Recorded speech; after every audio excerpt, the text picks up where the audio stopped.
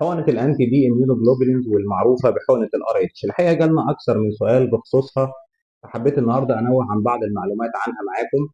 الحقيقة حقنة الار اتش بتبقى عبارة عن الانتي دي اميونوجلوبولينز أو أجسام مضادة معينة بتكون مقررة للسيدات الحوامل اللي بتكون فصيلة دمهم سالب والزوج بيكون فصيلته موجب.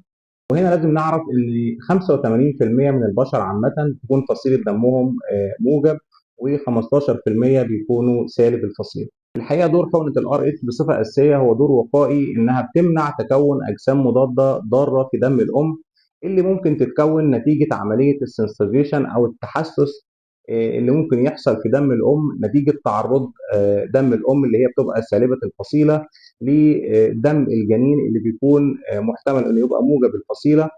الاجسام المضاده الضاره دي لو اتكونت في دم الام هي ما بتاثرش على الحمل الحالي بحاجه، ولكن طبعا بتاثر على الحمل القادم نتيجه انها بتعمل تكسير في خلايا الدم للجنين في الحمل القادم، وانيميا شديده ومضاعفات واستسقاء للجنين اللي ممكن يخلي الحمل ما يكملش.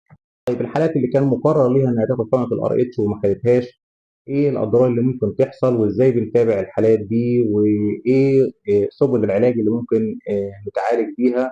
ده اللي هنعرفه ان شاء الله في الفيديو الجاي. ان شاء الله نشوفكم على خير، دمتم بخير.